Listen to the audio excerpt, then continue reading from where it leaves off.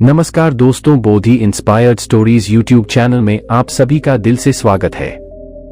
सही कहा है किसी ने, चिंता और चिता में सिर्फ एक बिंदु का फर्क होता है। इस दुनिया में कुछ लोग बेवजह चिंता करते हैं, बिना किसी कारण के ही अपने आप को और मन को परेशान भी करते रहते हैं। चिंता हमें बीमार करती है। आज की इस ओवरथिंकिंग स्टोरी से हम सीखेंगे कि हमें बेवजह चिंता नहीं करनी चाहिए। एक गांव में एक किसान रहता था जिसे एक बहुत ही बुरी आदत लग चुकी थी, और वह आदत थी बेवजह चिंता करने की।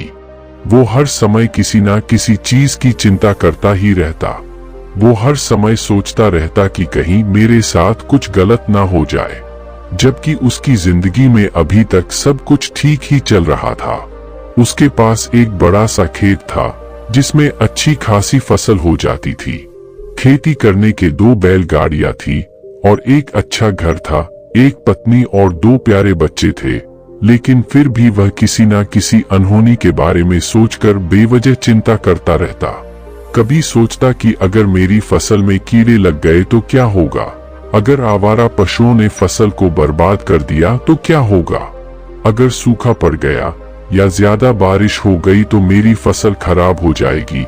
ऐसे ही वो भविष्य की अन्य बातों के बारे में सोचकर बेवजह चिंता में डूब रहा था। जैसे कि कहीं खेती के समय मेरे बैल बीमार ना पड़ जाए, मेरे बच्चों का भविष्य कैसा होगा, कहीं बुढ़ापे में मुझे कोई बड़ी बीमारी ना हो जाए, मेरे बच्चे बुढ़ापे में मेरा ख्याल रखेंगे भी या नहीं वगैरह।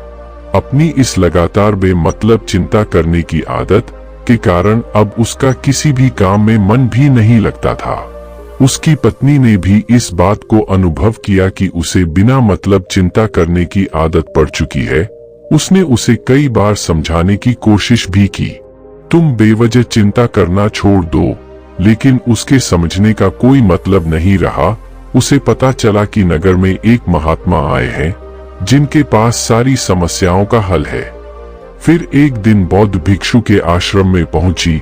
बौद्ध भिक्षु बहुत ही बुद्धिमान और ज्ञानी व्यक्ति थे। किसान और उसकी पत्नी ने अपनी सारी समस्या बौद्ध भिक्षुओं के समक्ष रख दी। किसान ने कहा, महात्मा, मैं हर समय किसी ना किसी बात की चिंता करता रहता हूँ। मैं ज्यादातर उन बुरी चीजों के बारे में सोचकर चिंतित होता रहता हूँ जो अभी तक मेरे साथ हुई भी नहीं। किसान की समस्या को पूरे ध्यान से सुनने के बाद बौद्ध भिक्षु ने कहा, ठीक है, तुम दोनों कल सुबह आना और फिर मैं तुम्हें तुम्हारी समस्या का समाधान बता दूंगा। अगली सुबह जब किसान और उसकी पत्नी बौद्ध भिक्षु के आश्रम में पहुंचते हैं तो देखते हैं कि बौद्ध भिक्षु बहुत ही चिंतित अवस्था में जमीन पर पालथी मारकर बैठे हुए हैं और उनके सामने एक दूध से भरा गिलास रखा हुआ है। बौद्ध भिक्षु बार बार उस दूध के गिलास की तरफ देख रहे हैं और फिर कभी अपना हाथ अपने सर पर रखते तो कभी जमीन पर। वह बहुत ही चिंतित और बेचैन दिखाई पड़ते थे। यह देखकर किसान ने पूछा, महात्मा, आप इतने परेशान क्यों लग रहे हैं? आपके समक्ष दूध रखा है, आप इसे पी क्यों नहीं लेते? महात्मा बोले, मुझे चिंता हो रही है कि कहीं इस दूध को बिल्ली ना पी जाए या फिर मैं कहीं जाऊं और तो क्या पता ये दूध कहीं गिर जाए। मैं दूध को पीना तो चाहता हूँ, लेकिन मेरा भी मन नहीं है। मैं तो यही सोच रहा हूँ कि अगर यह दूध खराब हो गया या कोई गंदी चीज इस पे पड़ गया तो फिर क्या होगा? इतना सुनकर किसान जोर जोर से हंसने लगा। किसान ने हंसते हुए कहा, इसमें इतनी चिंता करने वाली कौन सी बात है? यह दूध ही तो है। अगर इसे बिल्ली ने गिरा दिया या ये खराब हो गया या फिर किसी ने इसे पी लिया तो क्या हो गया? ये आपको दोबारा मिल जाएगा और वैसे भी आपका चिंता करना बेकार है कि ना तो अभी इसे बिल्ली ने गिराया है, ना ही खराब हुआ है और ना ही अभी इसे किसी ने पिया है, और हो सकता है कि भविष्य में ऐसा हो भी ना।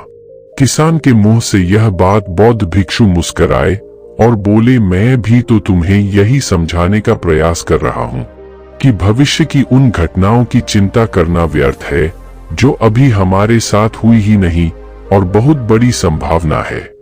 कि वो कभी होगी भी नहीं, और अगर हो भी गई तो जिस चीज को तुम एक बार हासिल कर सकते हो उसे तुम दोबारा भी हासिल कर सकते हो, और अगर नहीं कर पाए तो कोई बात नहीं, क्योंकि समस्याओं के आने के साथ ही उन समस्याओं का सामना करने की हिम्मत भी अपने आप ही आ जाती है।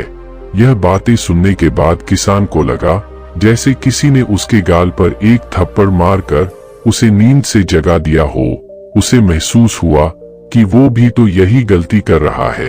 वो भी तो भविष्य की उन घटनाओं के बारे में सोचकर चिंतित हो रहा है जो अभी तक घटी ही नहीं और शायद कभी घटेगी भी नहीं।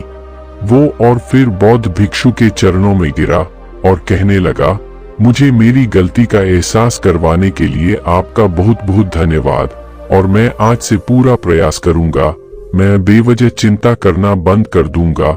जापान में एक लोकप्रिय कहावत है, अगर तुम चल रहे हो तो सिर्फ चलो, अगर तुम खा रहे हो तो सिर्फ खाओ, लेकिन एक समय में सिर्फ एक ही काम करो, चिंता न करो। इस लोकप्रिय कहावत के अर्थ ने मुझे हैरान कर दिया था, और सच कहूं तो मुझे ऐसा लगता है कि कहावत के अर्थ में ही वो राज छुपा है, जिसे अगर किसी ने अच्छे से समझ लिया और अपने जीवन में उतार लिया तो वो चिंता के बंधन से ही हमेशा हमेशा के लिए मुक्त हो जाएगा। इस कहावत के अर्थ के बारे में हम आगे बात करेंगे, लेकिन उससे पहले देखते हैं कि हमारे दिमाग में इस तरह के विचार ज्यादा चल रहे होते हैं। पहला, क्या मैंने यह काम सही से किया? दूसरा, क्या मैं इसे और बेहतर कर सकता था? तीसरा, इसका परिणाम क्या होगा? और चौथा, लोग मेरे और मेरे काम के बारे में क्या सोच रहे होंगे? ये ऐसे कुछ विचार है जो हमारे दिमाग की सिस्टम में ज्यादातर समय चलते रहते हैं, लेकिन हमें पता नहीं चलता, क्योंकि हमने इन विचारों के साथ जीना सीख लिया है। और हमारा दिमाग काम भी ऐसे ही करता है कि अगर हमने इसे किसी काम को कई बार करवा लिया तो फिर यह उसे अपनी आदत बना लेता है, और फिर हमारे चाहे बिना भी उसे काम को करने का प्रयास करता है। शुरुआत में तो हम किसी भी काम को अपनी इच्छा से पूरे होश हवास में करते हैं, लेकिन बाद में वह हमारी आदत बन जाता है, और फिर हम बस बेहोशी की हालत में बिना सोचे समझे उस काम को करते चले जाते हैं। नमो बुद्धाय। दोस्तों, गौतम बुद्ध की शिक्षाप्रद कहानियां सुनने और जीवन में अपनाने के लिए बोधि इंस्पायर्ड स्टोरीज चैनल को सब्सक्राइब करें। धन्यवाद।